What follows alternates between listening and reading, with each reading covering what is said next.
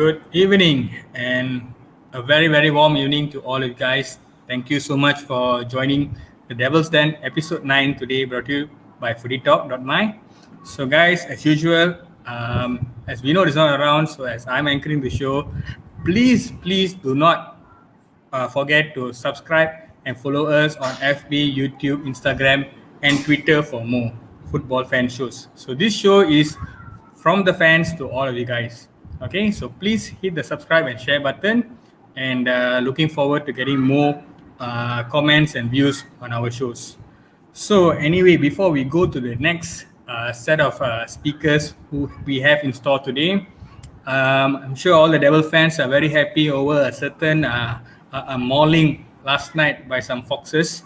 So, as much as we are happy, just be calm and be composed. We have another a big game coming up for us tonight. So, if you're going to start doing some banters, let's wait for midnight. At the stroke of midnight, we can either banter or be bantered. So be calm. And of course, now let me add in my co-host, the one and only Asin of Malaysia. Hi, Serena. How are you doing? Hi, Dinesh.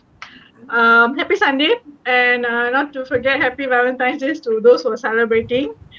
And then, I agree with you. Like you said, some of us are happy with the result that happened yesterday, but not to forget, not to carry away with that victory Leicester had yesterday.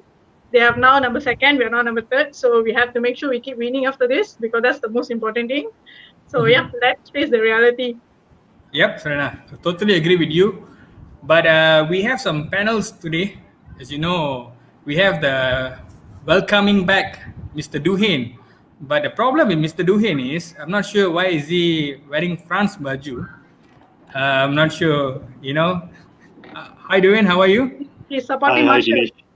Hi, Dinesh. Hi, Serena. Yeah, I think I'll go with Serena's reason. I'm in solidarity with Marshall. So, yeah. Well, I like your confidence. You have more confidence than Marshall himself, I guess. So, Thanks for having me. thanks, Duhain. And also welcoming our brother Jeevan. First time on the show, Jeevan. Welcome to the show. Thank you so much, Dinesh. Hi, guys. How are you? Glory, Man United, guys. Right. Good having you on the show, Jeevan. So looking forward for this amazing show, and happy Valentine's Day to you all. Thank you. And lastly, we have Pras on the show. Hi, Pras. Hi guys, thanks for having me. My first time here, so I'll try not to be an ass out of myself. Likewise, brother. This is a very spontaneous show by the fans, so just be yourself. Just speak your mind and your heart out. That's fine. All right. So without further ado, we just move to the first topic, and of course, it's a partially painful topic. So I think Serena, maybe you want to take this? Yeah. Okay. But Dinesh, before that, right, I just have one thing to actually ask about you. I asked to you, actually, I thought about this. Since today's Valentine's Day, right? So can we see some love towards Marshall from you today? Maybe let me try to, they say bertaubat, let me just try to bertaubat for one day. Nevertheless, I don't know, God willing, he can shut my mouth, it'll be good. Okay. So guys, let's move on with our first topic, the review of the two matches that happened over the weekend. First, let's go for the first one. It's United versus Everton. The game ended with 3-3. What a game. The last kick that scored by Calvert Darwin had actually equalized the scoreline. So let's walk through this. What actually happened? Because honestly, for me, the problems with United I find it for previous matches is our finishing. Our finish was very poor usually because we have a lot of chances, but we have some poor finishing. On this game, it was the other way around. The finishing was good, they were doing the job and all that, but the backline was having some issues. So how do we see this? Can I go with Jeevan first? What do you think about the match? I mean, just like what you said, Serena, because each game we are somehow slacking in certain positions. Like before Everton's game, we were slacking in terms of attack. Like we can start from Arsenal's match. Like where was the same attack that United was giving against Everton when we were playing against Arsenal? I mean, with the same kind of pressing, we could have gotten at least probably 2 to 3 goals, I think. And the fact that the performances are just fluctuating in terms of positions, like okay, attacking today, okay, attacking is good, but defending is bad. But the following game is the other way around, like just what you said. So I it's I just don't know what's going on at the back of the United staff room. It's like, are they like setting the games before match, or the fact that they're just going, or the pressure is just kicking in? I don't know, because number one, our brand is literally big, and for players to play for such a brand, sometimes the pressure is just kicking in, and I don't know, they tend to overlap, stuff like that. So it's pretty I would say loose from certain positions, like against Everton defense. And Yeah, Maguire that was just quite, literally yeah, forgot quite. defending 101. Defending 101 from Maguire was out Okay, on that. Jiman, if you are talking about every game we having a certain setback. So now the fact is we are number 2 on the table. But do Yep. you think we are justified to be number 2? I mean, Number three, because yesterday. why? Because the thing is, if you notice Liverpool last night, I mean, those guys are the benchmark of English football right now. I mean, as much as we hate to see it, let's be optimistic. They are the benchmark, and they Correct. are also quite of on a slump right now. So, do you think that we deserve to be in the second spot? Do you think we are just lucky to be there? I mean, I would go with Lady Luck being on our side because of other results of other teams, and the fact that we have good runs in between. So I feel it's because of that one guy, Bruno Fernandes, who really came and changed the whole team around, who changed the dynamic of United's attack. So the fact that United's current attack revolves around one player has changed the dynamism of the game in terms of getting goals. But again, coming to the point, defense. That's the only part which is slacking right now for us. And I would say 50-50 actually. 50% Lady Luck and 50% the fact that we deserve to be in the position for the amount of hard work that we've put in. Like the attack speaks for itself. I mean, certain games, I mean, those are missing, but the fact that we have had stable lines of attacks on each games justifies our position to be in the second. Yeah, so basically, I would agree with Jiwan. Basically, what Jiwan is trying to say is the consistency. We do not have the consistency in our team. Like week in, week out, we will have something, one flaw. Like either one front line will be good, the other line will be bad, or someone, sometimes there'll be individual characteristic. We don't have the same consistency, so it's a bit hard to move on. So, Duane, I'm going to ask you the next question. What do you think about the substitution? We had two substitutions in the game. One was the first half, Fred with Pogba. Second was the last minute substitution made for Tuanzebe, right? So, do you think that substitution is really needed at that particular time? And if it's really, why is it has to be Tuanzebe? Like, okay, if you want to bring someone, because I think he has been given, he came in about 93 minutes, I think. The goal scored was 96 minutes. So if you really want to bring in, do you think Clumsy is one person that you really want to bring in to make some changes? Would you agree with all this selection at the time and decision? At that point of time, sorry, is it my turn or?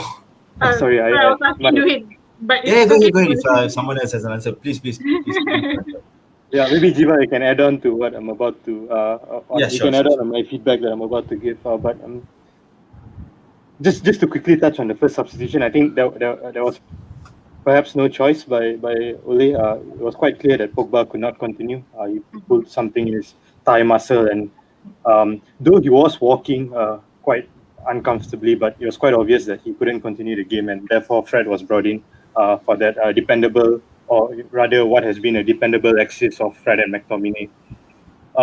As for the last minute substitution, as much as I try and find fault with that substitution, I'm just too upset and I'm really disappointed by United's defense in general, especially with set pieces. I'm not going to say that Tuanzebe coming in and giving away that fall so far from the penalty box was the wrong lapse of judgment. I think he had every right to give away that fall. There was nothing dangerous about that. Obviously, in the very last minute, we would like it if our team were to bring the ball to the corner flag and waste time, or keep possession if they had the ability of Manchester City or Liverpool or Chelsea with possession-based players. Keep possession in a very safe and a controlled manner, but we do not have that. Then the second option, or rather the cheaper option, will be to waste time, bring it to the corner flag and waste time.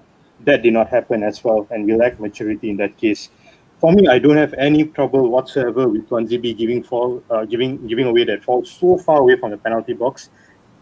As experienced players, I'm not talking about Clumsy right now. Experienced players in terms of Maguire, in terms of Lindelof, and everyone else, they know you're at final minutes of a game, and you know they only need one goal to salvage a point, to avoid losing all 3 points. And you know they're going to throw everything to the penalty box, including their goalkeeper. Olsen made that long journey up to the penalty box. I find trouble. I find a lot of trouble, and really disappointed with the way we defended that set piece. But it's not the first time this season. We've been saying it. We sound like a broken record, but our defense as a team, our defensive ability as a team throughout 23 games this season has been nowhere near what is expected from a title contender team. And that's why, just to add on, Serena, I think the best part of the Everton game came after the match when Ole gave the post-game conference, because openly he said we are not title contenders, we are not chasing for the title. And for some fans, that has been an obvious fact very early in the season. Yeah, that's my opinion. I don't have any fault with that substitution. Yeah, actually, I would agree with what Dwayne said. Because number one, he came to, Ole did the substitution to get the 3 points. He wanted to set the scoreline to be at 3-2. So basically, he just had to check the guy, and it's a healthy foul, like what he did. Like, he had to foul him to stop the attack. Bringing Tuan Zibi wasn't a wrong thing, but where at that point I would like to blame is De Gea, where he considered the second goal. Remember where he just tapped the ball away? Blatant goalkeeping error. That was actually a very soft chip by Dominic Calvert-Lewin, right, towards the post, and he could have just caught the ball. That was goalkeeping 101, but I don't know what made him to tap the ball away, and the ball, came right to Ducouré, and he had to assist to some guy who scored the second goal, right? So, that part, even if that didn't go in, if De Gea would have caught that, it would have been a 3-2 scoreline. If DCL scoring that second, probably would have scored that second goal, and we would have won the match. I would say basically like what he just said, Duhain, right, bro? Yeah, Duhain. Yeah, sorry. Yeah. So just like what Duhain said, our backline basically cost us. As you can notice, we have a lot of buzzers coming on the comment section. So we just go through the comments first. And one of the first few comments was by our host, who's not available today. So thanks, Vinod. With your blessings and guidance, we will pull off a good show. But of course, again, we'll be the Ultra United fans. So thank you so much. Thanks. And so Vinod has a comment here about why are we so bothered Liverpool result? Not like United leading the table right now. So Pras, what do you think? Are we really bothered about Liverpool's results last night, or we are just taking a cheap shot at our rivals? What do you think? Well, at the back of yesterday's game, I was really hoping that Leicester would beat Liverpool, because Liverpool, once they get into form, they will, be able to get wins under their belt. But if we keep keeping them down, I think we don't have to look back at them. So Leicester, on the other hand, they can win this, but probably they'll falter somewhere along the line as the season progresses. But what's most important is Liverpool does not get into that fall, famous fall.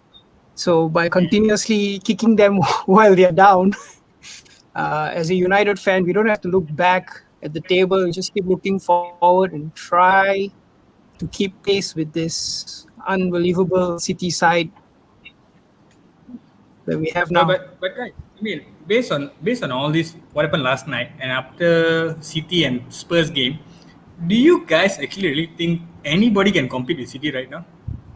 With no I personally do not think. I personally think City is that team is just super complete right now. They have no flaws, Personally, We got Kevin De scary. Bruyne. And you see, there's another comment here by Kabinish. Thanks for watching, Kabinish. So the players let the club and fans down. We did not deserve a draw as we dominated the first half, especially, and had some good chances in the second half. It felt like it was a loss. Absolutely. So maybe Dwayne, do you really think it's a 1 point gain, or do you think we were just lucky? It shouldn't have been a 1 point game because. Please continue. Do you- Yeah, do you- No, it shouldn't have been a 1 point game because of the attack that we put in.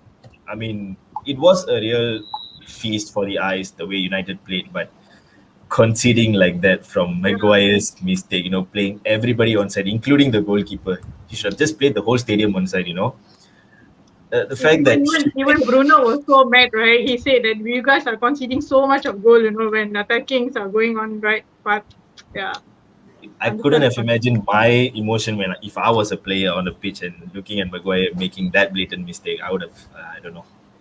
It is so sad, but like what was just being asked, the fact that wanting to go and compete with City, we didn't capitalize on the games that we were supposed to capitalize, and I'll start with Sheffield.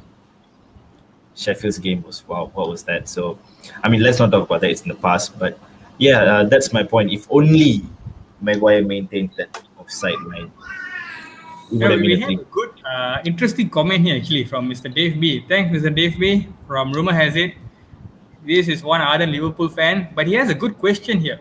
How would you rate or where realistically United would sit if you had the amount of injuries of the current Premier League champions Liverpool had? So maybe Serena, what do you think? Dinesh, I think I don't have to go because Liverpool have like few injuries, right? I think now got 5 or 6 injuries, right? I don't have to go that amount, but just imagine, just imagine Bruno itself injured. Our whole team will be shattered. Just one person, just one person injured, our whole team will be shattered. So I think to answer the question, I think we will be bad for sure. But then how do I say it? Not say bad. Okay. Fully was supposed to see how is this going to be like his second team, because we're going to move on later to West Ham where most of the second team were playing, and how is the squad that was there for the second team and all that. We have to play around. Even for Liverpool also, they are switching the position as well. Like Anderson's playing back and all that. So we might have to do that also in terms of try to restructure our teams and all that. But whether we go bad or worse, I'm not so sure because we have never come to that particular situation yet. But I can imagine if one person, that Bruno itself, is not around, like we will just go like unstable. I would say that's the best word.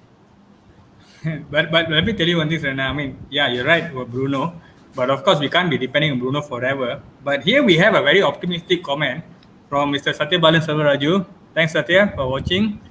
So he said, hope a certain AM9 scores tonight to prove some doubters wrong.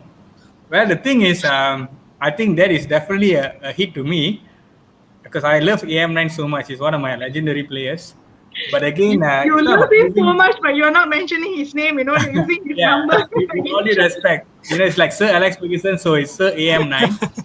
Of course, it's not proving the doubters wrong, but it's actually proving that you're worth the salary you're getting. So I think that was one good comment we have. And we have some comments here. Given directly for you from Jensen Joel. Thanks, Jensen, for watching. So can we get the 3 points against West Brom? We have to. Okay, I think this one we'll move it later because we'll have a prediction later for this game. Yeah. So you just stay tuned with us. We'll bring this to the end of the show. That will be our last topic. And we have a good comment here from John Zakaria. Thanks, John, for watching. Man City, Arsenal can compete with Man City. Well, that's a good one, because I wonder then are we second or third? It's a good dig on Arsenal. I'm sure they can compete in the light years to come. And another nice comment from Parameswaran Nair. Guys, this is a very interesting one. As long we finish above Liverpool, yes, I said it, we have resorted to this. We won't win the league, but it's okay. We are making progress. Finally, we are out of the cave. So, I mean, anyone who wants to take up this comment, I mean, it's a very good comment in the sense of are we in this state of mind right now to finish the league as top or behind? I mean, ahead of Liverpool. Is it about Liverpool or is it about the Premier League now? What do you guys think? Anyone want to take up this topic? I think really- we have to be realistic. Sorry. Yeah, Pras. Yeah, I think we have to be realistic this season. There's no way we can go ahead of Man City, but I think finishing second would be a good improvement, and hopefully in the next transfer window we can bring in a couple more players that Ole can trust and is willing to make changes in the games to change the dynamic of games and reduce this over reliance on Bruno. But I think just keeping an improvement from last season where we finished third, and of course finishing ahead of Liverpool season will be a good step forward. As long as the Glazers support us in the transfer window. Oh, okay. That's interesting. Yeah. I mean, that's good, but yeah, Jeevan, you were about to say something? Like what you mentioned, the Glazers, I don't know if the owners are actually very, how to say, they're fully into United or not, number one, because I just feel that they're using United to siphon out money for their American NFL club, the Tampa Bay Buccaneers, because they recently won a title and they seem to be more involved in that rather than Manchester United in England. So I don't get it, like what's going on with the owners as well, because I just feel that they're just siphoning out the money from this club and pumping it into one of the most expensive sports in the world, I know. But I don't know, the owners got to do something. That's what I can say, because we've been battling out for years with the owners, bringing the club, buying the club at 700 million and then bringing the club to 1.5 billion debt and bringing it down, if only we had a financial health like Arsenal and with the current United's run, it would have been a different story altogether. But let's see what the owner has in mind. We just don't know. And yeah, that's all. That's about it. But Jeevan, since you are saying that about transfer, right, but don't you think if we're going to finish second, means there's a progression, Yep. Don't you think the owner will be thinking, okay, with this player, we still can finish second? So do you think that they'll be thinking, okay, maybe I don't have to put so much money or I don't have to buy people, because if you ask me in terms of transfer, we are not so good on doing our transfer, So there's a lot of to be questioned. Even the recent Ramos has been rumors to us. Okay, don't talk about the rumors. I'll talk about the current team like Maguire, 80 million, and then Marshall also was quite heavy and all that. So do you think that will affect us or not for next future to come? I mean, for next season to come, if we're going to finish second? I mean, the same thing can be said when Mourinho finished second. I think after that season, right, we brought in Fred for 50 million. Is that right? I cannot recall. So the fact that, I don't know, is the transfer market using United as a base to sort out the price of the players? Because this was quoted by the chairman of Napoli when we wanted to buy Koulibaly. He said if Maguire can be worth 80 million, definitely Koulibaly is easily 150 million. So the fact that thing has to change right now. The fact that United are performing panic buys, and and they just have to stop with link ups. If they don't do that, if they stop doing that, I feel like United will be healthy in terms of transfers, like how it was with Fergie. And I feel Ole has to follow the gaffer, because the gaffer had a certain style when it comes to doing when it comes to transfer. So if Ole can actually emulate that, in which I think I am, because I think he is, because I do feel that he is emulating Fergie a bit, because buying Bruno at that price is an absolute steal. Correct. Agree. Because I mean, Bruno was like 50 million, I guess. Yeah, 50 million, and he in one season he has done so much. Exactly. So like in 47 games he has contributed about 49 goals and assists. So that is massive. So something of that nature, if United maintains that and shuts off all these unnecessary link ups and panic buys, I think we have something. We would have a proper transfer, transfer lines, transfer businesses. So yeah, that's about it. Yes, interesting. Let's see how is it. So we have here one comment from Tazri. Tazri, thanks for watching. Tazri is actually our ex-Malaysian player, and he's a Spurs fan from Spurs United Malaysia fan. So he has a question here. There was a time when some of your supporters shouted Ole out hanging, and now they are now supporting Ole back. What is the problem actually? Is it the player quality, Ole system, or do you really think he is the one? I think he meant this question for Vinod.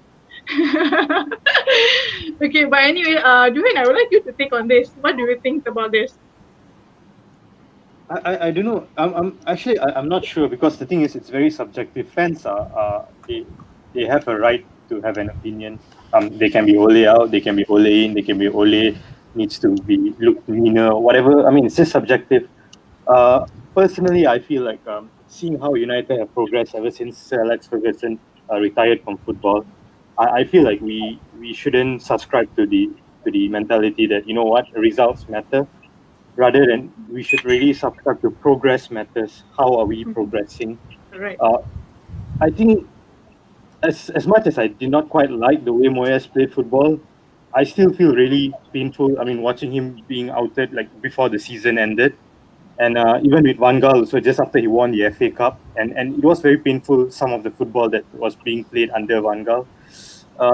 So yeah, personally, again, it's a very subjective matter. I don't subscribe to this Ole out thingy. I think as fans, we have a right to voice out our opinion. I'm just not in the Ole out. I think it happens with every club though, Serena. It's just not United. It's a thing. It's a systemic problem with every club, with Chelsea, with City, with Liverpool.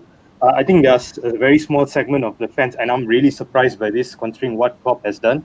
But there's a very, very small segment of fans who actually Klopp out at the moment. Yeah, correct. And I'm really baffled. I'm baffled by that, because what he has done for Liverpool, and not just in terms of the trophies that he has won and the games that he has won, but the brand of football that they play. My God, I mean, I wish United could play like, some of the attacking football that Liverpool play. I wish United could play that kind. So again, it's very subjective. Everyone is allowed to their own opinion, but for me, it's just something that happens with every club. I mean, at the end of the day, we shouldn't really be bothered. It's becoming a trend now. Yeah, I agree with you. Yeah. So guys, thanks for your insight. Very, very good insight. So now let's move on to our second match, the FA Cup match against West Ham. So let's try to do a quick one on this, okay? So West Ham game, we won 1-0, extra time. And looking at the lineup, there's a few changes made by Ole. We had Henderson, just like how Jeevan said just now, the previous game, DJ was doing mistake and all that. So Ole had put Henderson in. And I think in the back line, they have Teles was playing in. Okay, and then Matic, VDB was playing in because Bruno was not playing on the game. And not to forget, Marshall is in. Right, Dinesh, your best player is in. So, tell me on this, Pras, I would like to ask you, so what do you think about the match? Because honestly, the match we were playing, you can agree with a lot of people say it's one of the boring matches because we were going on goalless draw for like 90 minutes. So just let us know, what do you think about that match? That match. So Matic was. West Ham. Oh, I'm sorry. Oh yeah, go ahead. You can start. I'll just follow up. No, because I didn't hear who's going to talk for this question. Sorry. Yeah, sure. Carry on, Russ. Okay. So, I mean, this match is another example of what happens when Bruno doesn't play. Final third, completely out of ideas. A lot of lateral passing from Maguire to the left backs and the right backs. Very, very horizontal type of passing. No box-to-box midfielder to drive the ball forward. And in the end, our front three had to keep coming back midfield to collect the ball, leaving a huge void in the attacking third. And I was very disappointed with the way Van de Beek played as well, because I understand that he hasn't been given proper chance to get into the team, but his positioning, he's supposed to be a central attacking midfielder, and which means, you know, to dictate the play in the final third. But I from what we saw in the West Ham game is in the final third he's always hovering in the box. I don't understand what kind of positioning he should take. He's supposed to be looking for interlinking the plays between the flanks to the middle, but he's always occupying very suspect positioning, attacking positions that so he completely doesn't get involved in the game.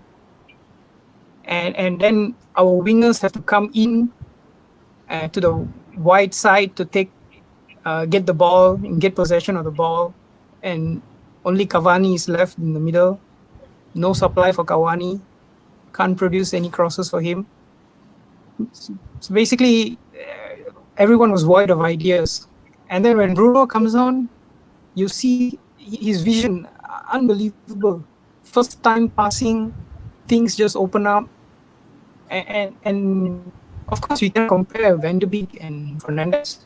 They are different classes, but I'm just saying that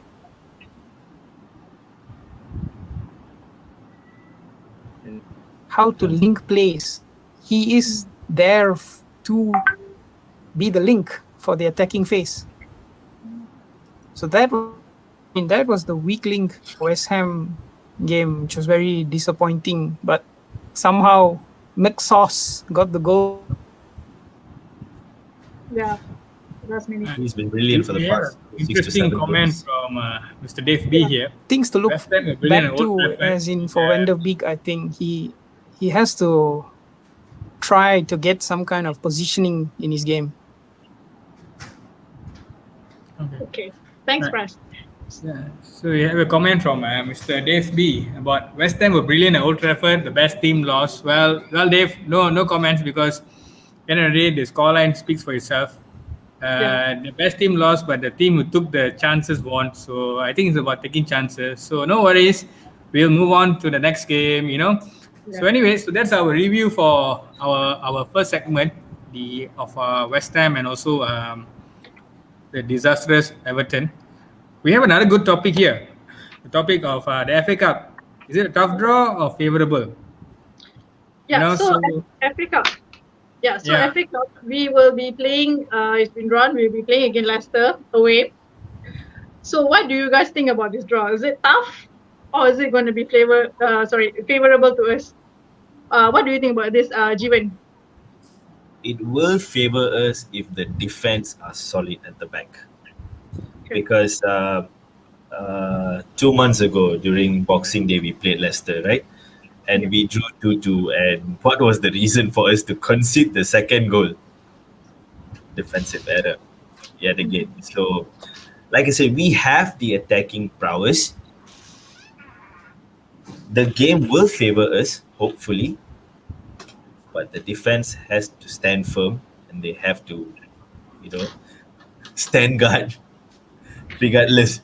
And Maguire has to show like some sort of masterclass against his former club. And the fact that Maguire is, he's a big-sized Englishman, and we need him anyhow. We need him, and I don't see that confidence with him partnering with Lindelof, because many games, and I vividly remember against Sheffield last season, we won the match, but at many instances I saw Lindelof and Maguire losing communications. Simple aerial ball, both of them are going for the ball, and ended up the ball flying over them and somehow going into the Sheffield's player. And last season Sheffield was quite strong. So for me, it will favor us if the defense stands firm. Okay. That's my point. Great one. Dinesh, I need to ask you on this. So, according to Jeevan, he's worried about our backline because our strikers are going on force, right? So what? Okay, our problems on our attacking as well, right? We do not have some clinical finish as well. By having Marshall there, we do not foresee some of the. I mean, the chances are not well taken. Even Rashford, so sometimes he can dribble everything to the D box, but then when it comes to the finishing part, there's always messed up and all that. So even if we're gonna fix the defenders, the defenders for this and all that. So how about the attacking? Do you think we're gonna have the attacking force that we really is gonna fear them in this particular game? I mean, the attacking part of it, we have class attackers. I mean, I would say we have three class attackers. We have Rashford, we have Mason Greenwood, and also we have Edison Cavani. You see, the thing is, you don't have to teach them where the goal is, but you got to actually get them to play the A game. Playing an A game on a week-to-week basis is not a very big ask because that is your job. A football player in United, the job is to play football because you're getting paid for that. It's not a part-time job, So if any positions, I mean, the attacking part of it, it is their job to score, and they are A-class strikers. I mean, they are proven strikers with the team all the while. Cavani is with PSG and also Napoli back then, and they don't have a reason not to be at their best game. I believe. Mm-hmm. Okay, good one.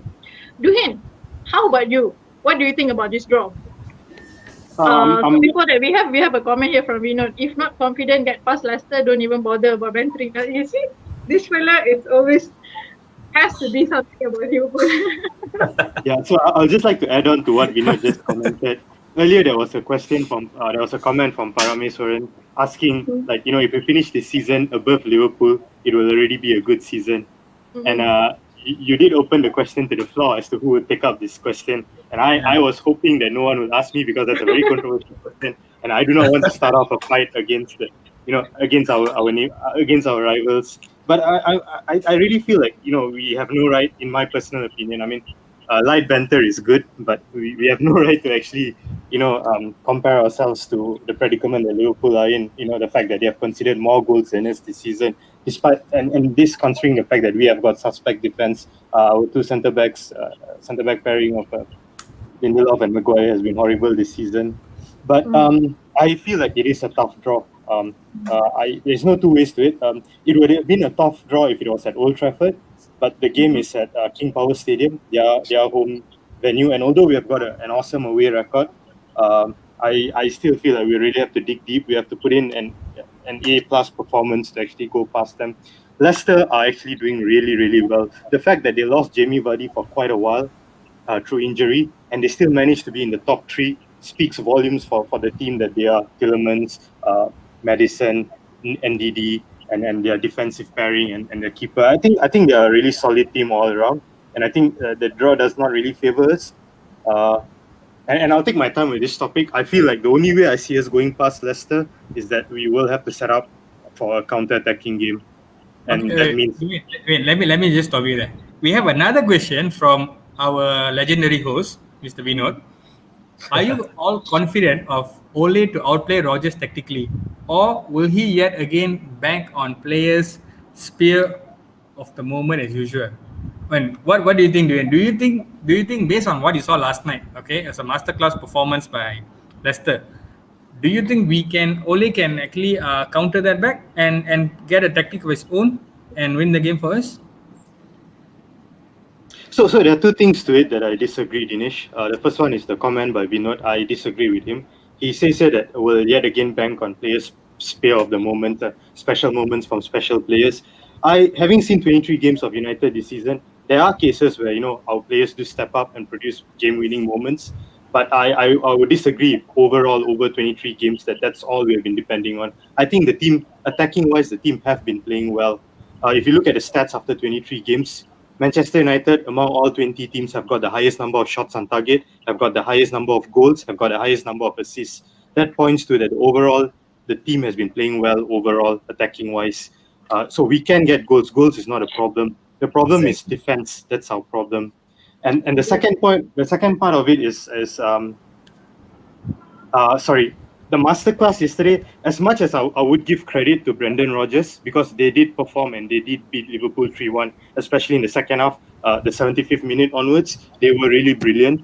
But to be fair, watching that whole game, Liverpool played like champions the whole first half, and I just wonder, like, what went wrong. Like, I understand that they're playing with a new centre back. Kazak made his debut, and he was being paired against Henderson, so that's a new centre back pairing starting. But you have to say that, Liverpool played like champions for quite majority of the game, and yet somehow when the moments counted, when Leicester had their moments, the Foxes, they strike really hard, and that led to the 3 goals. So having said that, I still feel like I mean, both the statements I politely disagree with, but at the same time I have huge respect towards the Foxes, and I feel like we have to give them the respect they deserve at King Power Stadium come the quarterfinal draw, and we should set up for a counter-attacking game. That's my opinion. Okay. All right. I mean, thanks, Dwayne. And I mean, that was a good insight by Dwayne. But just let me just ask a very good question we have here by Taswin, actually. This is $1 million question, guys. Anybody want to take up? Miss Serena, you want to take up this? I think Serena just spoke about this. I think you should be the best to answer. Yes, correct. But before that, Tazwin, please make sure you touch wood first, please. I don't want this player to get injured. What is plan B, guys? What is plan B if Bruno is not around? We have the FA Cup with us. We are going for the FA Cup. We are going for the Europa League, and now Premier League run is there. We have many games coming in fast for us. So Bruno might, let's be optimistic. Bruno might not be around always. There will be a time where he has to be on the bench or he has to be out for a few days or weeks. We don't know. What's next? What's after Bruno? Anybody? Midfielders stepping up, basically, because I know it's a big shoe for them to fill what Bruno has done. But I feel instead of trying to do what Bruno did, they should play their game. Like, I know what's going on with Mata. I don't know if they are going to extend his contract or what, because I do see a bit of Bruno in Mata with the way he connects plays and his passage plays and all those true passes that he makes. If, like what Mr. Tazwi just questioned us, what's your plan if Bruno gets injured, is to bring in our other midfielders. Like, probably if I was Ole, I would probably I would rotate between Pogba, Maxos, Mata, Van de Beek, and Fred. These 5 players. So I'll put in a bank of 3 midfielders, game in, game out. And it's just that they have to up their game when they're playing against tough opponents, because I know not having Bruno would kind of bring the team's spirit down, because Bruno has really lifted the team for the past 1 year. But to respect what Bruno has done, these players should definitely pull their socks up and give the best performance that they can, because like what Serena just said, they cannot simply constantly depend on Bruno for every single thing. Because what if he has like a day where he's just completely off form? So what United's going to do back there at that point of time? So that's when I think like these players. That's interesting. That's interesting, because for me, right, you see, Van der Beek played the same role as Bruno, and we have seen a game where Bruno was not playing. We played Van der Beek. We do not see much creativity as much as Bruno is, So as much as we wanted him to play and all that, we will see the match will be pale, So now, like how Pras said just now, right, the position that he played. So what do you guys think the right position for him to play in the team for now? Like how Vino is asking here, right?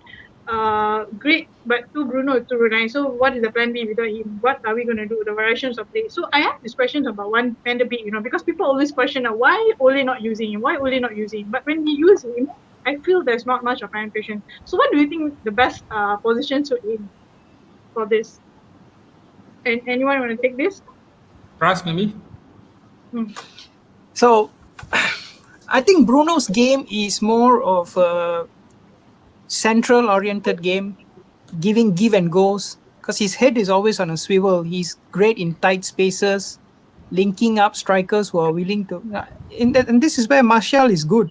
He's always looking for a give and go, but that part of his game has now slowly faded away as well. Previous season he was always looking up for link plays with Rashford, give and go in the box. Central oriented game, giving give and goes. So because his head is always on a swivel. He's great in tight spaces, linking up strikers who are willing to. And this is where Martial is good. He's always looking for a give and go. But so Van de Beek positioning, I think his positioning should be camp, but our gameplay now is more towards the flanks, reliant on Rashford running through the wings or Greenwood running through the wings or Bruno dictating the play. We don't have players who...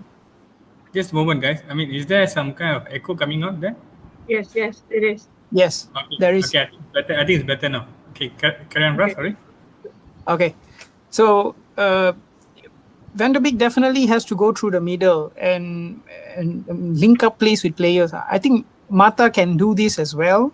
He has that understanding, but it's a game by game basis. If we're looking to break on the counter, these guys are not going to play any role. If we're looking to break down low blocks, and if Cavani is playing, then they're definitely going to attack to the wings and whipping crosses in. So it's all about how Ole wants to approach the game and how he sees the best way to break teams down, and how if because Van de Beek is definitely not a fast player, but he is a player who's good in tight spaces. So if the game is going to be a very low block and defensively tight game, this is where Van de Beek can come in. But the system has to be enabled to allow him to come into play. Where players are going down the middle and looking for runs and quick give and goes, tricks and flicks, all that, which we completely don't have. So that's why Van de Beek is out of favor, because our system of play is not this type of centrally oriented breaking down. And of course, logically, if you have a team who has a 5-back low block, you have to go through the wings. You have to spread the defense wide and whipping crosses. That's the only way, because we all know how United is not very good going down the middle. We always have been a traditionally flanking team and whipping crosses in. So yeah, that's Van de Beek in a bowl for you. Yeah. I would. So basically, what Pras saying is that Van de Beek does not suit our system yet. So that is why it's finding difficulties to find his, great position and all that. It's a great one. Actually, it's a good one, because a lot of people are actually asking why Van de Beek was not given chances. But the game I saw against West Ham that day, I feel that not much of. Because Matic also was playing, so not to forget about Matic as well. So it just doesn't make, it doesn't. I don't feel there's a penetration much. Okay, thanks a lot. So I move on to topic 3. I pass over to my co-host. The thing is, we actually smoothly transition ourselves to topic 3. Squad depth, sufficient or players not utilized? I mean, what do you guys think? Do we have players to utilize, or we are just, just making do what we have? Because on the cards, we have a class of a squad, we have the big names like Paul Pogba, Bruno Fernandes, Harry Maguire. I mean, that's a big name apparently. David De Gea, Edison Cavani, Mr. MBE, Marcus Rashford. That's like a very fearful squad. But do we really have the squad depth? Duhin, I mean, what do you think, Duhin? Do we have the squad or the depth? Yeah, I think we do have at certain positions, but at certain positions we are lacking terribly. The first position that comes up to mind is right back. I still do not see a dependable deputy to Aaron Wan-Bissaka. I've seen Axel Tuanzebe play that role, but I'm not really convinced. I think we need a proper right back to deputize Aaron Wan-Bissaka. And I think credit to Ole, he has done that for the left back position. He brought in Alex Telles. And that did not only add a dependable deputy to Luke Shaw, but it brought a very positive impact to Luke Shaw's form and his gameplay. Luke Shaw has been brilliant this season ever since Alex Telles has joined, and credit to Ole for that. I think he needs to look at doing something similar at the right back position.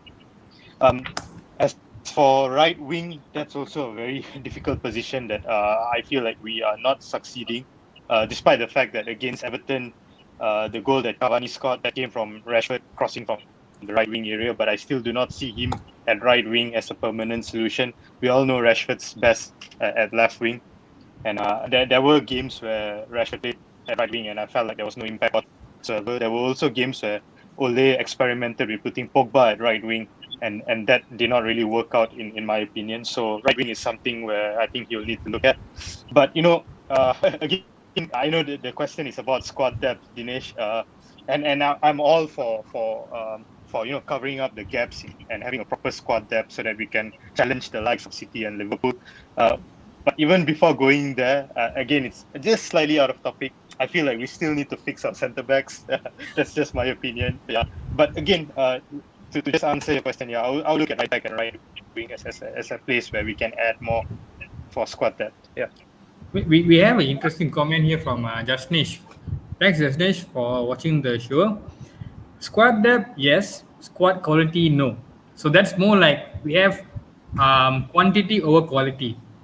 So I mean, Jivan, what do you think? I mean, what do we miss in the quality? I mean, the quantity. Again, I would actually go back to the squad depth because our first 11 we have a decent first 11. Before that, Jivan, I want an honest opinion.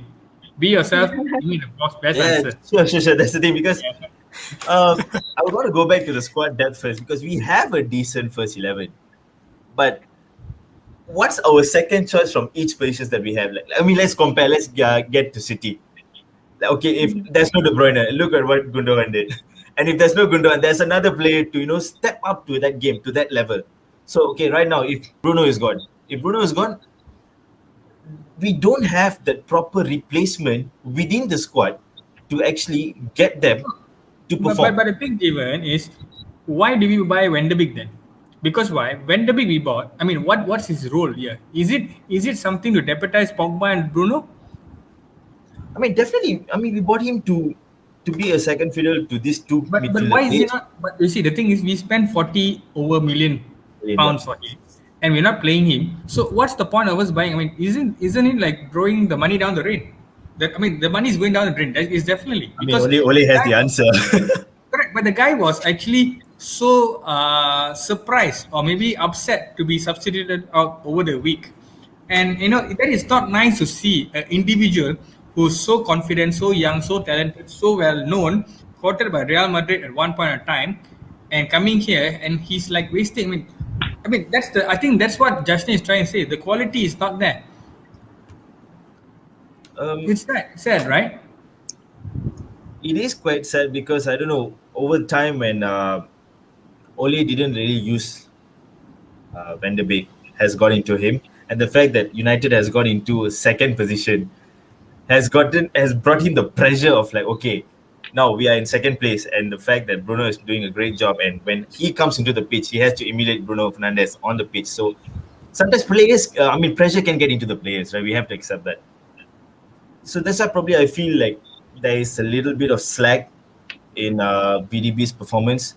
But in terms of squad depth, I tell you, we don't have the proper depth yet because let's just say, what if we lose 3 players in a position which is so important? How are there going to be other players who are going to deputize the main players that we have lost in the position? And how are they going to step up? Because we are so used to the current first 11. And there was a recent game in which Ole did 6 substitutions, I think, against Sheffield. 6 substitutions. Where's the squad depth in that? Immediate defeat. Like, it's just that our team is so based on the first 11. The squad depth is missing. It's definitely missing it, in my point of view.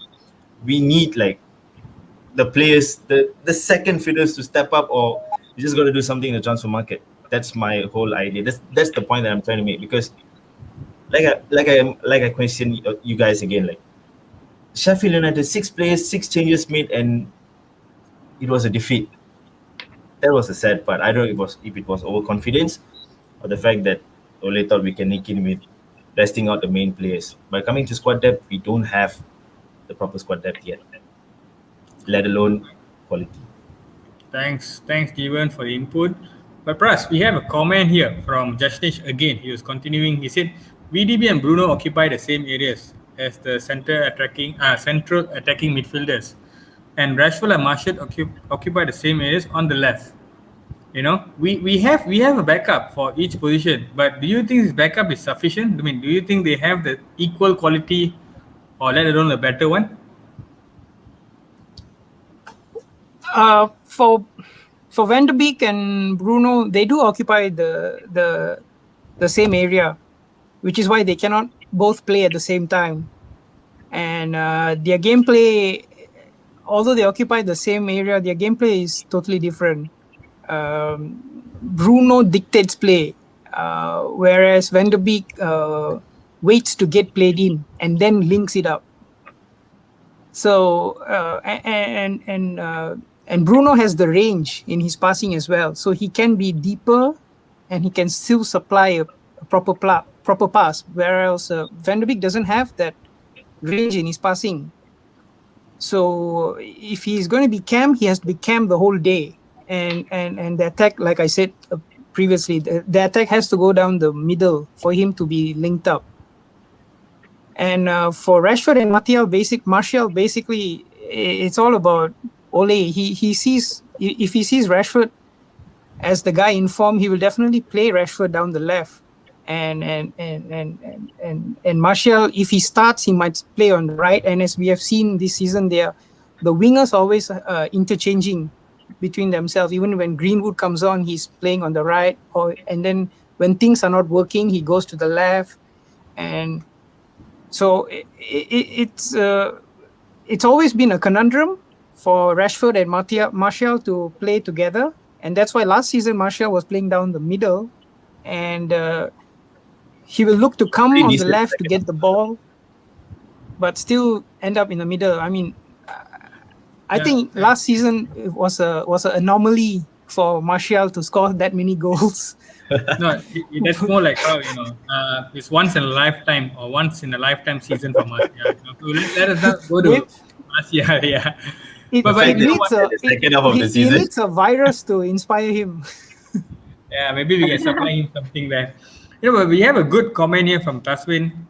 So in this season's game of United, snakes and ladders, you're forever climbing up and sliding back down. 1 week, Ole making terrible substitutions or no substitutions. Then the next, he's changing tactics mid-game to achieve a win. He turns a poorly functioning team of players into a winning machine. Is Ole similar to Frank Lampard, who is still trying to find the correct formula, or just being lucky compared to Lampard? That's a very good question, because Lampard and Ole both are, I would say, raw managers, and Ole has been given more time compared to Lampard. Lampard, of course, did spend 200 million, and he had a good season last year, but this season he was in shambles.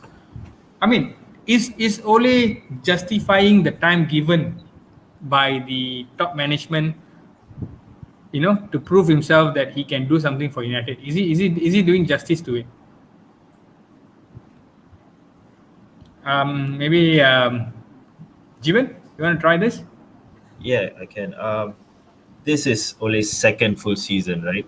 The fact that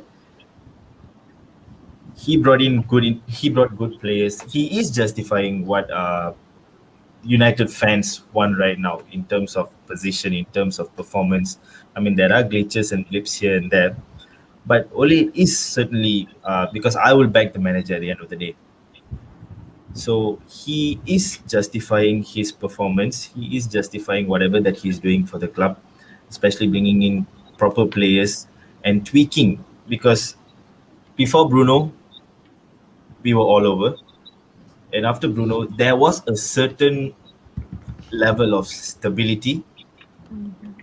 I mean, we have to give credit to that, because he has somehow stabled the ship. And players would only come in when we give them the result, when we give them the stature, the posture. Okay, look, United is this, United is this. So player would have the confidence to come in. I don't know if Ole still has the ability to pull in players, like big players, like how Mourinho did. He brought in good players. He could have brought in good players. But with the potential that he has, with whatever Ole that he's doing, which is basically stabling the ship. Because United was a rocky ship in a crazy ass wave. So what Ole did, and in his second full season, I feel like he's justifying whatever that he's trying to do for United, because number one, stabilizing the club, which was really out of form. I mean, Maguire's purchase, I don't know.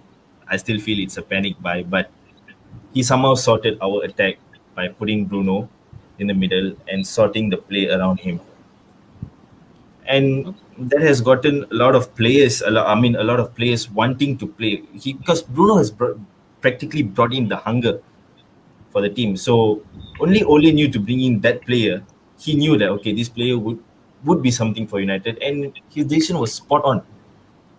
So I would give him probably another 2 to 3 years, like how it took Klopp 4 years, I but guess. you said 2 to 3 years. We have a comment here on Kabinesh. With Ole's approach and potential, he's our manager for the next 15 years. Good one. You think it's going to be another Sir Alex Ferguson round two? I Only would love time to will see. tell. I would love to see that. Time will tell. Yeah, But time we will have a tell. Anish, I would like to add on what Jeevan said just now. Based on the question just now Tazwin said, right? I agree when he said about the substitutions and all that, because you see all managers has their flaws. Even if you see club also have its own flaws and all that, not every managers are perfect, So I think there's some mistake he did. For me, sometimes I do question his substitution and his substitution timing, which I feel that he could have done the decision making much better. But like I said, there's flaws in all the games. Even the game when we won 9-0 with 9 players, right? We could have just sit with 4-0. We could have just finished the game with 3-0 or something, But the initiative the players took, to go on, play until the end, even until extra time, we scored. The importance of the goal differences, all that. So like how Jeevan said, Bruno came in, lifted up the spirit, the winning spirit. They give the whole entire team a boost up, like, okay, we have to go, we have to win. Like when we lost, you see how the anger in Bruno's face, the anger in some other faces, So like this kind of thing that I've seen changes. So it means Ole has bring that on into the players. The players already have that in their mind. So I think in terms of that, Ole had achieved what is supposed to be achieved. Yes, we have not won any silverware yet. I do agree on that, but I can see some progression is there, and it's just a matter of time. I think because he is still, I think he's still trying to gel with the perfect Good team. system, yeah. The systems and all that, right? So also now we are talking about the squad depth and all that. So to find the second teams and all that, he's slowly trying to resolve. So I think in due times he will come in just perfect. So I do agree with you, and I also stand by my manager. I never say Ole out and all that. So I do agree that Ole is done And better. adding on to that, the best part is Fergie is, up there looking at what Ole is doing. So, he's probably getting 2 pointers from the gaffer. We don't know. But guys, I mean, as you guys said about Fergie, we have a comment here from John. So if Fergie was in charge today, where would Man United be right now? Where would you think? First place with 9,000 chewing gums chewed. No, but let's be realistic. Do you think Ferguson would be able to manage United at this era of football? I mean, his era ended at 2013. We won a title. We went against City and we won them, and that's about it. He left. Do you think Ferguson would be able to manage United at this point of time where the football has changed, the transfer market's crazy, where it's not about the passion, it's not about the club, it's all about the dollars. So I mean, do you think Fergie would have been giving us titles again if he was still around? Yeah, I mean it's a hypothetical question, right, Dinesh? It's a bit I hard mean, of because course, the fact of the matter is wouldn't be happy with me if I'm going to get him back in the job, right? the fact of the matter is it is a hypothetical question, and he has already retired. But one thing's for sure, we won't be seeing players like Pogba playing for Man United. Fergie does not cut any slack for players or players' agents who open their mouth without getting permission from United hierarchy. At the end of the day, if he's the manager, he's the only man that matters. His word is law, and you don't get people like Pogba getting second chances, appearing to play for United, even though their agent came up saying something that right before a Champions League decider game, that decides whether they go to the next stage and whatnot. So I feel like the thing about Fergie is he is a winner. Definitely, we would see more of an effort to win. But I'm not sure. Like if it's this era, the thing is, things have changed this era. Players are allowed to have their social media accounts. They're allowed to have different hairstyles. They're allowed to bring their own personal sponsors and wear personal sponsored suits to game and all that. It is a different era. I agree with you, Dinesh, but I don't know. He's a winner at the end of the day. He does things his way. I wouldn't see a lot of things that are happening at United today happen if Fergie was still around. Yeah, we definitely would not see that certain number 6 playing for United. That's for sure. I mean, totally agree, because Fergie was the one who sanctioned him to leave, because I think he just didn't see the aura of And just to add on, you know how strict Fergie is when Pogba left at 18 to Juventus. There was this famous interview that Gigi Buffon, who is a legendary keeper, gave. Like the first training session, he just gave an interview that during the first training session that Pogba participated, they were shocked. He was looking at Pirlo was looking back at him, and they were wondering what on earth were United thinking to let go of this 18-year-old. But you know, there are reasons Fergie does things. If he knew, he could foreshadow that there will be issues with the agent come in the future. He's totally vindicated. Like, you know, we are seeing this at the moment. Like, as much as I like how Pogba has turned around his form, just before the injury, he was playing quite well. But it's still painful for United fan who follows United, knowing that there was an important Champions League game, and you give the green light to your agent to come out and give this kind of public statements. You won't see this under Ferguson. That's about it. No, I totally agree, Dwayne, because that is what Fergie's legacy is all about. It's either no one's bigger than the club. Yes, precisely. Yes. Even no agents, no players are bigger than. I agree. So we have a comment here from Jivanesan. Thanks, Jivanesan, for watching watching the show. We need to invest on the team, both in defense and striker. I mean, I totally agree with him, because we need to invest. Centre back playing, we just got to invest. The thing is, we are investing always. We are always investing, but there's always bad investment. So, I mean, I hope Woodward's watching this. You know, bro, you got to go back to economy class.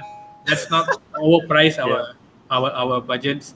You know, and then we have a few. Let us. Sorry, Dinesh, just to add on. Let us always learn the lesson that we did with Alexis Sanchez, and really take our time with getting a proper investment in advance. Who's that Sanchez? That? Oh yeah. Yep. Yeah, and so because of this Fergie topic, we have the comments section quite a buzz actually. So we have the captain in the house. Thanks, Sena, for watching the show, Captain.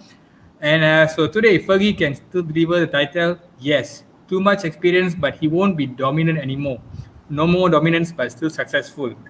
I mean, that's a good point by Sena, because we have Pep Guardiola in the house, and Fergie faced him twice, and we know what happened. It's not an easy target for Fergie. But Pras, what do you think? I mean, would Fergie have his time limited with Pep around, in this era, or do you think Fergie can just steamroll past Pep, just like how he did previously for other managers? I think at the end of Fergie's career, with the emergence of Man City, he saw the game changing to be more tactically astute game with different pressing styles, different triangles being created all over the pitch, and we all know that Ferguson is not one of those that type of a tactical person. He's more into game management, man management, driving it and driving the message into the players and getting the mentality right, basically doing all the right things.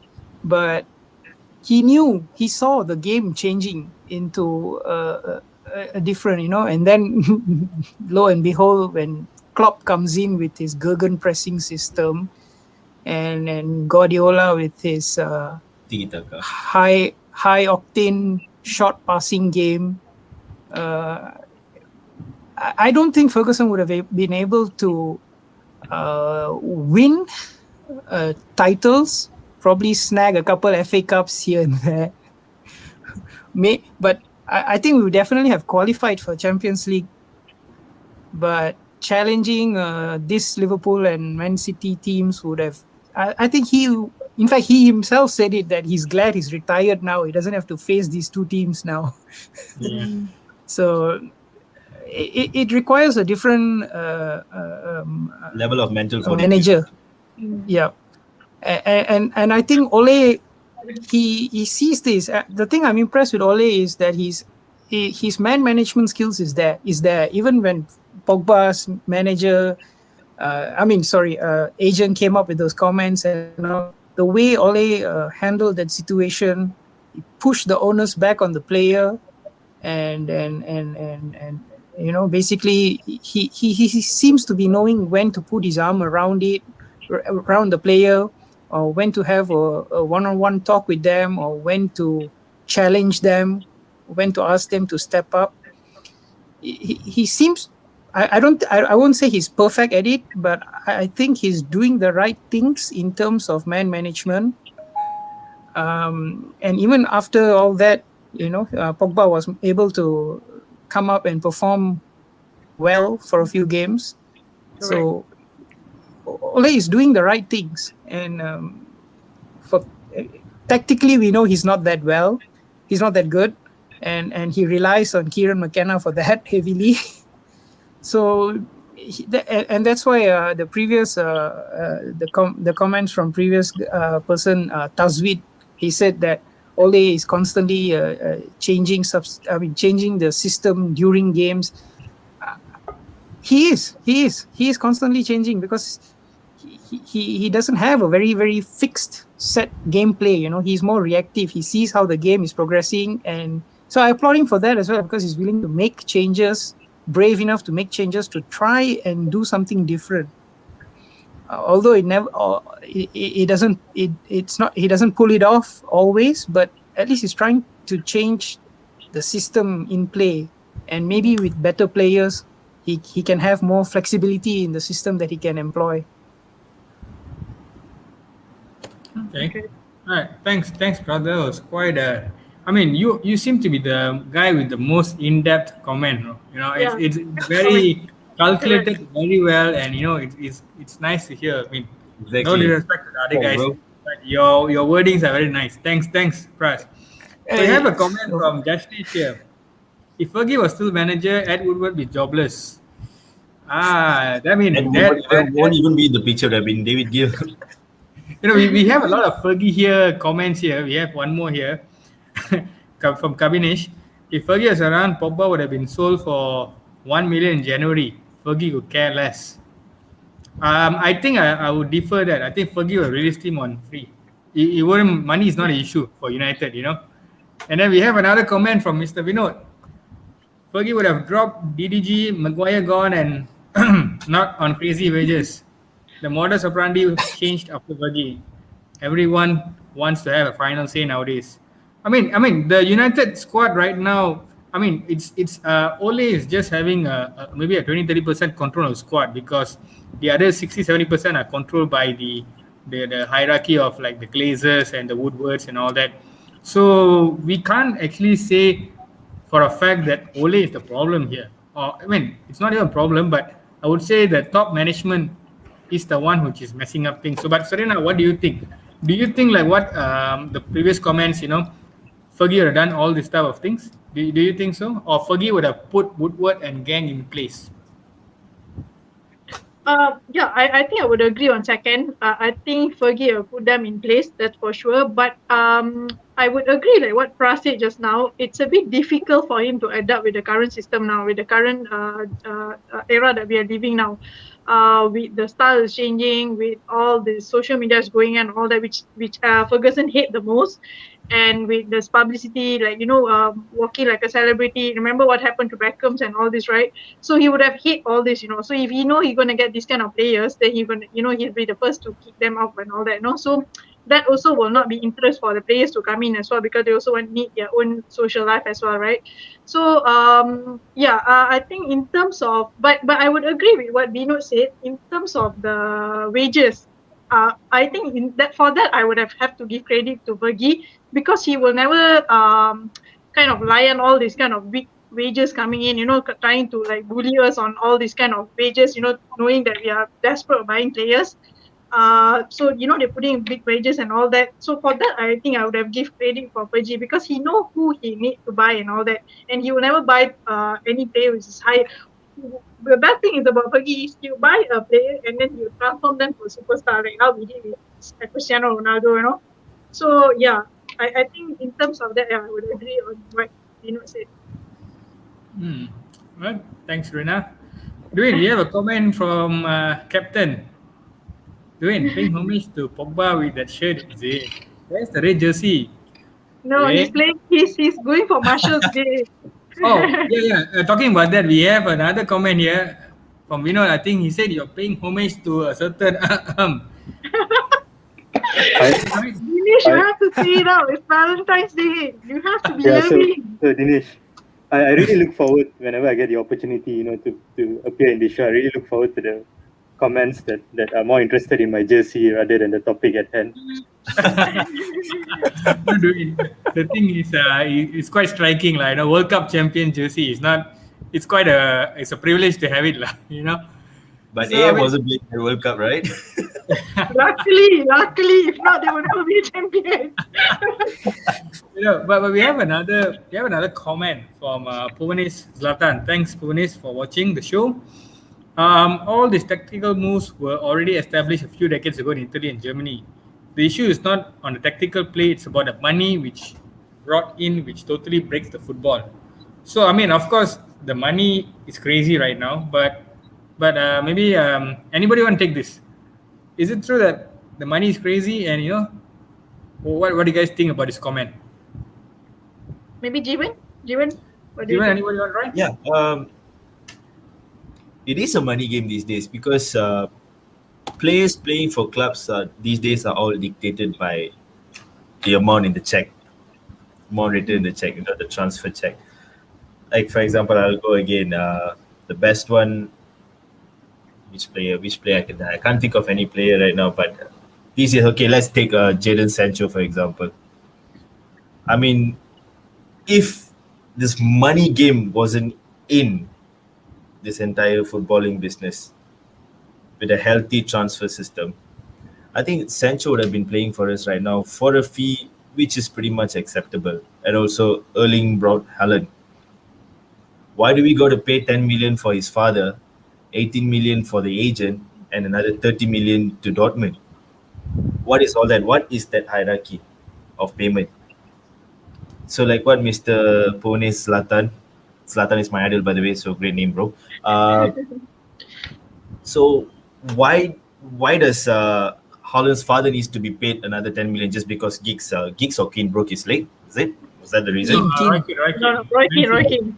Man City. So medical bills. So that's the thing. Like this point is absolutely right. Money has literally killed this sport in terms of transfer. Like I would quote Haaland's transfer to be the best reason why money has kind of like ruined the beauty of this game, especially when players coming to play for a club. Haaland is the best example. I mean, so at the end of the day, he was just worth like 30 to 40 million, but those extra money being paid for the agent and the father, what the father has to do, okay, of course the father produced him, but but imagine you have to pay for all the fathers. Yeah, I mean, I totally agree with Jeevan. I totally agree with you because end of the day, football is becoming more like a money ball where they're squeezing every single pound and cents and dollars out of the clubs. But that's how football is right now. So we even have a comment from Dave on that. So thanks, Dave. For once, I agree with a United fan. Oh, that's so sweet of you, Dave. By the way, Dave is a Liverpool fan. Money doing the greatest sport on earth. I mean, that's the fact. That's the fact. We can't run away from that. But of course, United, being the one of the wealthiest club in the world, we just got to spend our money wisely in the coming summer transfer window. Just get the right players, and just got to move on for a better season next season. Which will bring me to my next topic on the current squad. This particular character, Mason Greenwood. Is it the curse of the number 11? No, he's been having a decent game if you ask me. I mean, he's not scoring like how he was last season, but his link-up plays, his run towards the D-box has been amazing this season. I mean, his previous game, he had a decent run. So, in terms of goals, the curse of number 11, I don't know. I leave it up to probably Pras or Dwayne to answer. So, how, Pras, what do you think? is it really a curse for him, the number 11? So meaning to say, curse number I don't know 7 is about not. it being a curse, but I last season we were able to see the true lethal finisher that Mason Greenwood is, and this season, although he's dried up on goals, but he's been able to add a certain element to his game. You know, he's been improving on his hold-up play. He can shield the ball well. And even in the Southampton game, although we were man extra, but I saw a game of his that I've never seen before, which is crossing from the right side with his left foot, and I was very impressed that even that part of his game has improved. So in terms of him being the goal scorer, it's all about the position that he's being played at. And I mentioned earlier that when they run out of ideas, our front three pushes back to the midfield to collect the ball. They shouldn't be doing this. They should be waiting at the final third, waiting for the ball to come in. And this is where Mason Greenwood has his opportunities. When he is in the box, that's where he's most lethal. You know, if you're asking him to go out to the wings and cross the ball, then he's not going to be able to get his 20 goals like last season, you know. So he's been asked to do a different thing, and I'm impressed with what he's been asked to do and how he's been able to reply. The only thing I would say is that he's still young, and coach needs to manage him well. And with Cavani in the team now, Greenwood should try and pick up a few pointers on positioning in the box, you know, improving his header or trying to add that element into his game. And so look at the people around him. Who is he going to look up to? There's only Cavani. If Cavani is not here, nobody. Don't tell me he's going to look up to Anthony. Not even Pogba. I just want to say the name. You know, if we had Zlatan here, probably he can look up to Zlatan, you know, and learn some things there. So and that's what Rashford did, and look where Rashford is now. So, you know, it's all about role models for these young kids and learning the trade and the positioning, or when to run, drag defenders out, and so that's the part of his game that I think he can continue to improve on. Okay. Yeah, Thanks. actually, Dinesh, I just like to add on that, right? Actually, I'm happy now, only giving him more game time now compared to last few matches, you know, that you can see Greenwood play more most of the time now, which is good because I know he had a bad beginning of the season, but now I can see such a lot of improvement actually. But I would agree what Pras said, right? He needs to look for a mentor, you know, and I've seen that with Cavani is mentoring him, you know, on the pitch. Even Bruno is doing that, you know, even Rashford as well. So it's good to see that, because when he had a game time, you know, whatever mistake that he did, you know, that these people are there to, you know, support him, to you know, tell him which is good, which is not, and all that, you know. But that's a great one. For me, I think I would not say Greenwood is because it definitely has been improving a lot. I would love to see him more in the game as well. Okay.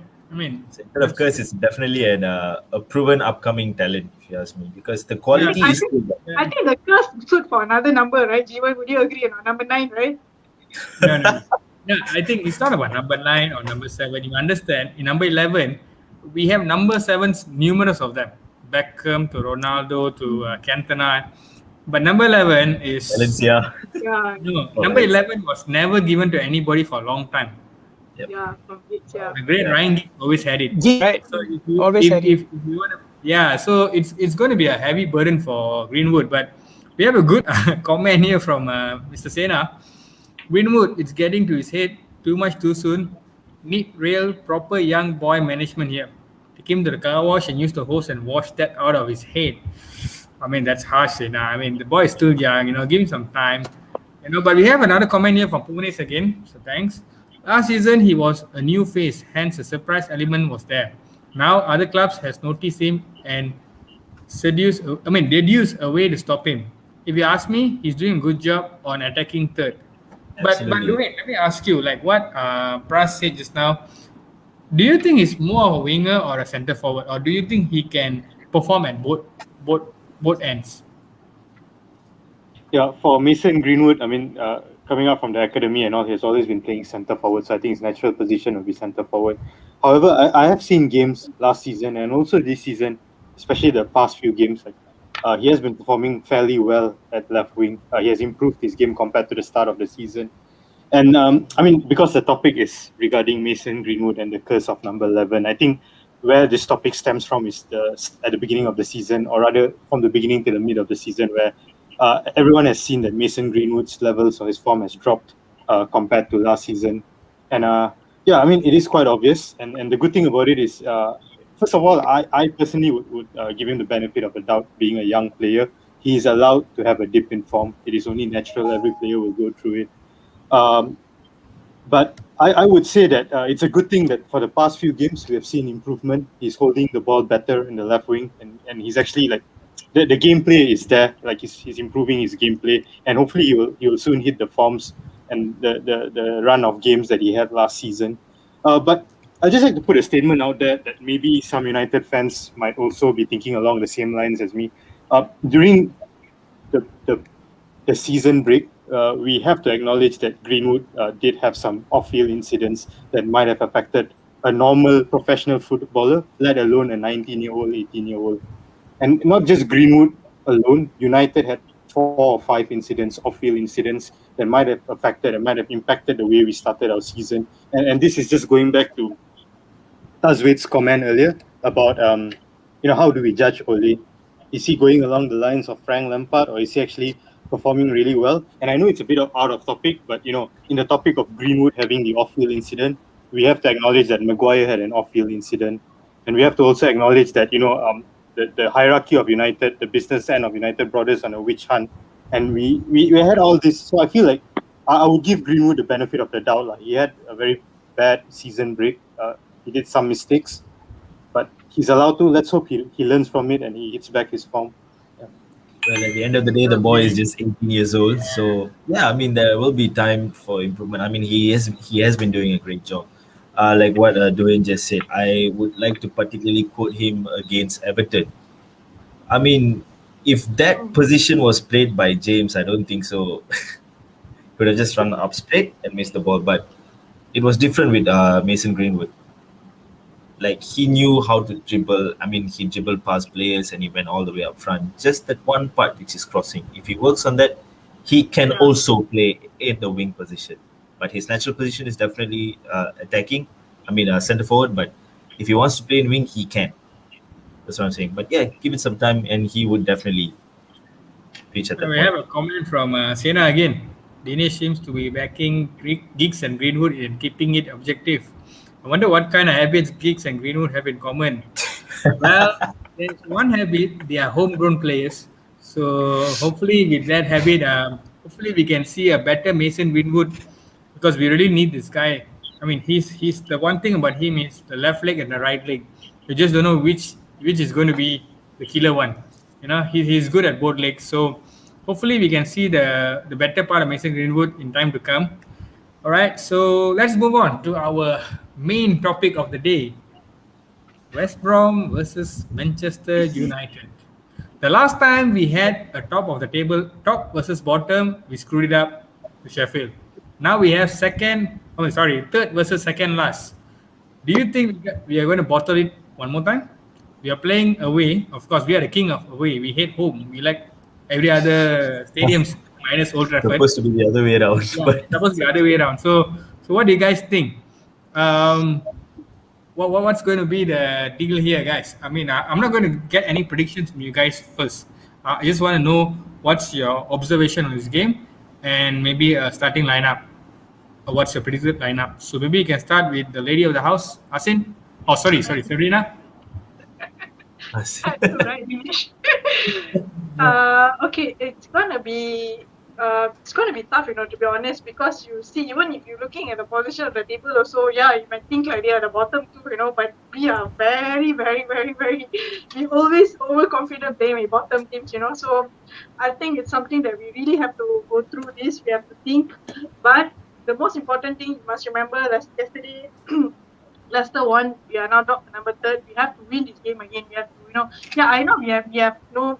I would actually say that we are no position to win the titles already, but we need to at least see some improvement. Because Europa's running soon as well. So we need a solid team already. So we should not lose point anymore on this stage. In terms of players, right? I would love to see Henderson playing for this match instead of Lydia. No harms on Lydia. I still That's to the spot, yeah. but I still feel that maybe because there's a Europa match coming in, so I think I would prefer to see Henderson on this. Henderson on this match. And in terms of the backline, of course, if possible, I want to have the traditional backline because now I'm not sure if Bailly is back on game or not. If he's not, then I think we still have to go on with Lindelof and Maguire. And I would love to see Luke Shaw and also Aaron Wan-Bissaka as well. Front, I really would not love to see Martial again if possible, but I don't know. It all depends on what Ole thinks. Because I just feel having Martial on the field is same as not having any players on the field, because laziness and all that. It just frustrates so much. And then West Brom also is not gonna say a bad team as well. They still got a solid team. There you go. We know it. I always wanted. For those who don't know, Vino is a person who comes to prediction who always go against United for sure. And most of the time he does that, we always win. So thanks, Vinod. We are winning 3-1. Thank you so much. Good job. And the bad part, Dinesh, he choose. You saw the score, He chose 3-1. It has to be 3-1. Yeah, and we always 3-1. So that's my thing. But Dinesh, we really need to win this. It's a good thing. Also, I wanted to see how they playing for this. Because after the upset with Everton, we really need to see how we're going to play this. And also not to forget Europa's coming as well. So I want to see how we're going to juggle with it. Yeah, looking forward for this. We have a comment from Mr. Dave. So he says that Big Sam will play the classic English football where he defends deep and long ball to his forwards, deal with it. That's more like how when we had Marwan Fellaini and we're always pumping the big balls, for the big guy. I think he's just going to play the same game. So our defenders got to be on check. Which, Duhin, what do you think? What's your predicted lineup? And also, what do you think would be the pros and cons for this game? Yeah, in terms of predicted lineup, I think Ole will still stick with his centre-back pairing of Lindelof and Maguire. Though Twitter has been buzzing that Eric Bailly has already recovered from his injury and has participated in training. So that's a plus point for us. But I think it would be too soon for Ole to introduce him as a starter. And I still think that he'll go with Lindelof and Maguire. There'll be Wan-Bissaka and Luke Shaw. Luke Shaw is extremely Mr. Dependable right now, especially on the attacking front. And I think he'll still go with the pivot of Fred McTominay, though since it is against West Brom, who are 19th in the league, and they have conceded the most number of goals, he might give one of them a break and go with Matic. I hope not, because I feel more secure with McTominay and Fred as the midfield pivot axis. And Bruno is a starter, no-brainer. And I think he'll go with Greenwood, Cavani, and Rashford. Martial should start on the bench. What I'm looking forward, though, is the fact that 5 days ago in an under-23 match against Arsenal, Amad Diallo was not in the squad. And then in our under-18 game, the derby game against Man City, Amad Diallo was also not in the squad. So I'm pretty confident that he will be in the squad. He'll be in the substitutes bench. And if we do grab that early 2-1 goal or early couple of goals, I think we might see Amad Diallo making an introduction to the game in the second half. And I'm looking forward to seeing him play at the right wing. Yeah, probably excited about that. He was in the substitutions against West Ham. Correct. But Dwayne, do you think Van der Beek should be given a start today? That's an interesting question. The thing is, because Bruno did not start against West Ham, so I feel like Bruno has to start this game. Mm-hmm. I think the fact that we are going against West Brom, not to give them credit for being a Premier League team, but yeah, there could be a possibility, Dinesh, that Van der Beek starts. I would prefer if Bruno starts and we finish the game early in the first half. Yeah. I mean, what if he partners with Bruno? I mean, VDB and Bruno. We see like a testing phase for VDB and Bruno to play together. You know what? I would have to agree with you, Jivan. I think this will be a perfect game to test that out. Play with one pivot and go with Fred, because McTominay McTominay is better attacking wise compared to defensive wise. Fred does all the dirty work of chasing after balls, recovering balls and whatnot. So then experiment with Bruno and Van der Beek. I think this will be the perfect platform for that. That's interesting. Yeah, because I'm all with Duhain with this, because he just spoke out my mind. Like that's the the first 11 that I want to play today. So now, come back to you, Jeevan. What's your team? What's your first 11? Would it be something different a bit? same as what Duane mentioned, but I would want this game to be a testing phase for VDB and Bruno's partnership, with Fred doing all the dirty work and Maxwell's being the defensive midfield. So I want to see the push from VDB and Bruno together. Maybe, I don't know. And actually it's true. Maybe it works, Maybe that's the best. we won't know because like brother Dave just mentioned, Big Sam will play the classic English football, defend deep and all that. So let's see how these two guys pierce into this deep defending team and provides winning balls. I don't know. So this game, hopefully, I would see that sort of partnership between VDB and Bruno, and I would like to see Henderson starting in instead of De Gea, because let's face it, there is been a dip of form, but he's definitely our legend. Respect to that, and also definitely thanks to the fax machine like 4 or 5 years ago. The thing is, I would say same lineup as to what Dwayne mentioned, and Henderson starting at the back. Okay. Yep. Henderson, right? Yeah, great. Yeah. Henderson, yeah. Thanks. And Cavani as well. I want Cavani to play and to score because today is El birthday. El Matador in the house. Today is my day. So we need to give him the best Valentine's Day gift. We have a comment from Vinod. So if West Brom wins, Dinesh and Serena wearing West Brom jersey next week. You see, the problem Are they is selling it here? No, the thing is not about wearing. It's about where to find the jersey. Exactly. Are they selling? Yes, that's a good question. But we have another comment. I mean, this, I think maybe it's a very painful comment by Satya Balan. A lot of comments on Ole should be given time, but there was a deafening silence for Moyes then. So anybody want to take this? Because this has been quite a debate for some time, So, I mean, anybody want to take this up first? Maybe Pras, you want to try this? Yeah, I think Moyes entered in a time for United. It was a new phase for United. It was a transition period. Ed Woodward had just come in. He's not a footballing guy. He's a businessman, financial guy. So basically, he was clueless then, and they relied on Ferguson's advice. Don't get me wrong, Moyes is a very good manager. Look at what he's doing at West Ham. But for a team of United stature, I don't think Moyes was the right guy.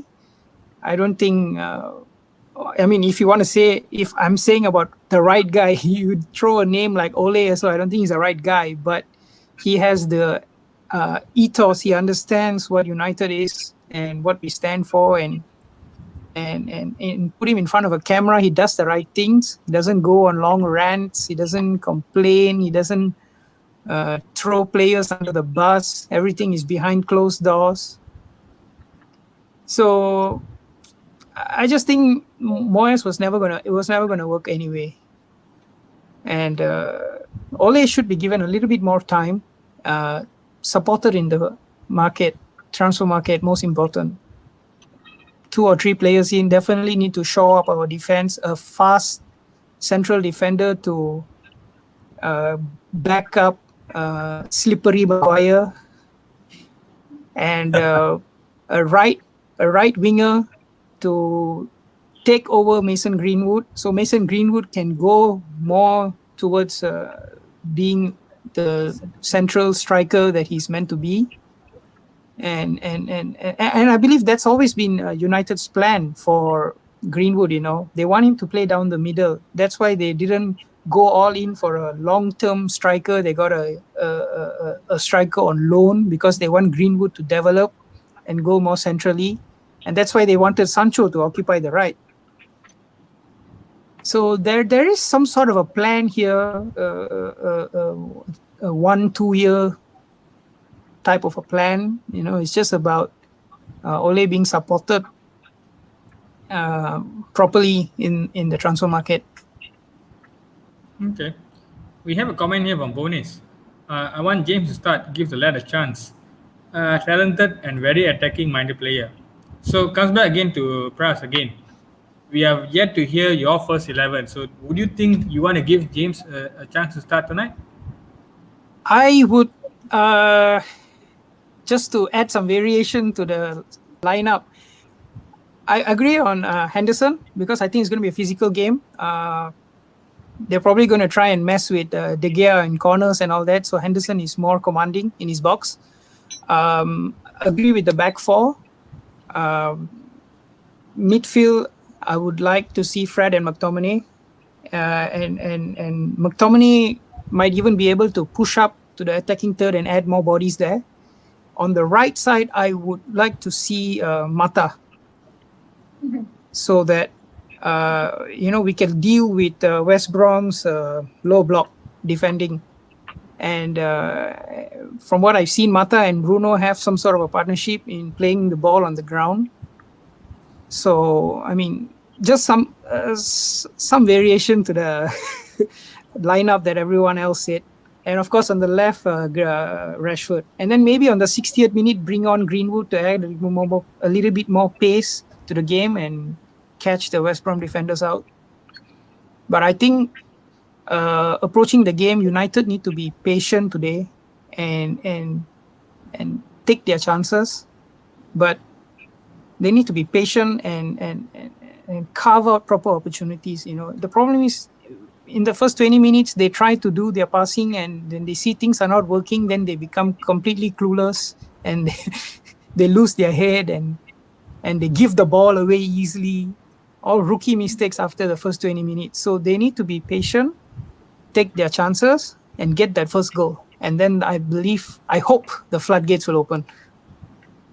Yeah, talking about goals, right? When we already score goals, right? Make sure our defense is solid, because that's what happened to Everton. We were so good in leading the game, and then the goal came in 5 minutes. 2 goals. That's so sakit hati. I totally agree. Everton game was actually a kick up our throat. We couldn't digest it all night long. Definite low blow. Low blow, yeah. But we have a comment from Jasnesh here. What about Ole copying Pep's false nine system? Do you Probably think if you had Lukaku, maybe. Say again? Probably if you had Lukaku, maybe. No, I mean, that system has been working fine. Dwayne, what do you think? Do you think we can actually play the false nine? Do we have a false nine, or? I feel that we don't even have a number 9. No, we have a false number 9. We have a false number 9. I agree with the integer false number 9, Anthony Martial. But can we adopt to a false 9? I mean, do you think we can do that? Dwayne? I'm not too sure, but I don't think so. That's Ole's gameplay. Like from what I've been watching, he doesn't subscribe to what Pep plays or this particular formation that Pep plays, where a player would play the false 9 role, be it Raheem Sterling or Bernardo Silva. I don't see Ole doing that in games. I don't think so. This is something that he subscribes to. That's the thing, Julian. The names that you mentioned, definitely Pep can play false 9 or false 10, you name it. Whatever false that he wants to play, he can play, because there are resources in every position. Correct, you're right. We do not have a personality or a player with the skill set to play that false 9, in my opinion. But I might be proven wrong in the future. Who knows? Maybe the coaching staff might implement or experiment with that in the future. But as of now, I do not see a way for us to implement that system. Okay. All right. Thanks, Dinesh, I would like to add on Pua's comment just now, right? Puanis, right, regarding David James, right? I would agree that he should be given chance, but not the first 11. And the problem with James, what I see is he's fast, he's very fast, he's running very fast and all that. But you see with his body, he's very small, right? He easily can be pushed, So that was the one thing that I noticed, that the problems, that whenever he get the ball, wanted to go in, then he been pushed and he fell and all that, But you can give him chance, but I think maybe towards the second half, maybe like if provided we are actually scoring a very good lead as well, maybe like 2-0 or 3-0 or something, then you can bring him in and then you can let him play, give him more game time and all that, But till then, I think first 11 he's still. I do not see him suitable yet. Okay. Yep. I mean, you're right. I mean, he's a good player. Just need times to actually develop, I think. So I hope he gets a run today, Dan James, and I hope Van der Beek. From my point of view, I would like to see Van der Beek to get a chance today. It was a bit sad to see the way his reaction when he was substituted. He was not even angry. He looks puzzled. He looks out of sorts, and it's quite sad to see a player who we had hope, coming out looking very miserable. So yeah, but again, it's up to Ole. But so guys, let's go to the prediction part of it. So again, let's start with the ladies. Dinesh, isn't it good to have him seeing that he's being sad to go out? Like, can you imagine Marshall doing that face? We just No, Marshall's face is already like that. No, Marshall is sad to play. Marshall is sad to play, not to come out. He's sad to play. His face is always like Yeah. that. He'll be like, you want to put me in, and you don't put me, I don't give a damn, that kind of face, Yeah. Just so So, sad okay. with Anthony Marshall. Just Let's one- go to prediction. I mean, I would like to see Right. what's the confidence level. So let's start with the ladies. Asin, what do you think? Okay, for this game, I want us to win, so I want to go for clean sheet. I want to go for 2-0. And my scorer will be Pogba and... Pogba, I don't think so is playing. Sorry, not Pogba. Bruno and Rashford. Bruno and Rashford. So 2-0 to Asin. Huh? Okay, let's move on. Jivan, what do you think? Okay, I would respect Madam Masin's prediction. She's going for a clean sheet. But I mean, looking at United conceding silly goals against lower tier teams, right? So I feel we might consider one goal. I mean, we might concede one goal. And I'm going for a scoreline of 3-1. Maybe Bruno, Rashford, and Cavani scoring. Because- Cavani should score, correct, he's working. Yeah, and I have him in my fantasy, so Should score and scoring is I one thing. need him to score. So I'm going for the 3-1 Fantasy lah. scoreline. Yeah. Okay, all right. Thanks, Jivan. We have a comment from Taswin. He's telling Big Sam 1, Bruno United 4. Wow, thanks. Bruno. That's a big one. Destiny says West Brom 2, United 4. Wow, looks like a I high mean, see, score. everyone are predicting that we will somehow concede like I one. think at least Dave said no. I Clean see, sheet. Mr. Dave, okay lah. He's saying United 3, West Brom. Wow, that's big humble from the Merseyside. Thanks, Dave. Dwayne, what's your take, Dwayne? What's your scoreline? I think we might win it 2-1. Yeah, there will be no excuse for us to lose points in this game. A draw will feel like a loss. We at the position that we are in, we should win, and Ole will have no excuse whatsoever. But I'm going with a 2-1 scoreline. I think Big Sam will make it really hard for us with the physical side of football. I think someone earlier gave out a comment, if I'm not wrong, from Dave B, that he will play the long ball and the physical aspect of the game, and I foresee that happening. The one goal, to just echo out what Jiva said, I don't see our team keeping a clean sheet. Not with that centre back pairing. It has been the same case. I sound like a broken record saying this, but yeah, with this defensive partnership and this defensive record, I'm baffled by people who start this trend of #21 is coming, because seriously, where the hell is it coming from? Yeah, but yeah, 2-1 is the scoreline. 2-1. 2-1 from Dwayne. Okay. So let's How move about on. Press. Yeah, coming to him Oh, now. I'm gonna agree with Jeevan. I think I'm gonna go for 3-1 to United. As long as we get that first goal, I think we're gonna snag a couple more, but we're definitely gonna let go one. Back four Okay. is so suspect. I have no confidence. Who's the scorers Provided if again? Bailly replaces Lindelof, then there might be something lah. Yeah, provided by scorers, I would say Cavani with 2, Rashford with 1, and Bruno with all 3 assists. You play Fantasy. fantasy, right? You wanted him. Fantasy, It's so obvious, So I mean, thanks, Pras, for your feedback and also your prediction. Let's run through the comments a bit. From Dave B, excellent show, guys. Great raw insights. Jeevan, Duhin, Pras, Serena, and Dinesh. Okay, thank you, Dave. Thanks a lot. And then we have Al Costa here. Thanks, Al Costa, for watching the game. West Brom 3, United 2. Wow. But then I like the gesture by him. He said good luck Man United. So I think he's trying to play reverse psychology No, again. okay, guys. Okay, be this way. Like, even if we concede goal, right, I hope it is happened in the beginning of the match. Where we can come, try to do something to come back. If it's gonna happen towards the end, right, our defense is very, very. They're gonna defend for sure. So it's very hard for us to go and score again. So it's gonna be very bad if it's gonna It concede. depends how we are going to break down the team, because those guys are fighting for relegation. They are second last. So it depends on us how we going to set our team up. And then it just depends on how good our attackers are to break that, that defense they have. And But one more thing, Grandmaster Din, the fact that West Brom has Sam Johnston who played for us. United, yeah. Yeah, So true. we have this problem where our past keepers, they will play probably like Dino Zoff or Lev Yashin against us, They suddenly become like Gordon Banks, you name it, all the legendary think keepers, they all turn into legendary keepers. Re-audition for United, Exactly. So, but we have a good one here from Pune Zlatan. He said, West Brom 2, United 1. Wow, the odds are really against us. Really against us. With that name, with the name of Zlatan, he shouldn't even predict that. Pua is actually my friend. You're gonna get from me again later. Liverpool fan masquerading as a United fan. Or? Serena, we have a comment for you from Dave. Serena, happy Valentine's Day. No one wished you. Let me be the first here. Not too late. All right, happy Valentine's Day to everybody here. Okay. Yeah. So, any last words, guys? Talking about Valentine's Day, Dinesh, why not you put on the slide? Well, no, before that. I want to know what's your prediction first, because we never heard your prediction.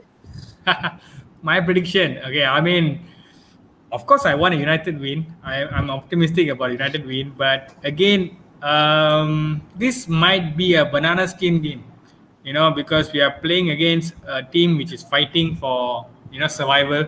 So I don't know. I think it's a 2-1, a 2-1 or a 3-2. But eventually, I just want Bruno on the double. I need some points, man. I need some points. So I want Bruno on the double. You should have captain Gundogan this week because double fixture. Yeah, the thing is, I don't dare to captain anybody except Bruno, because trust me, Bruno always delivers. So 2-1 from me. Yeah, 2-1 from me. Okay, good.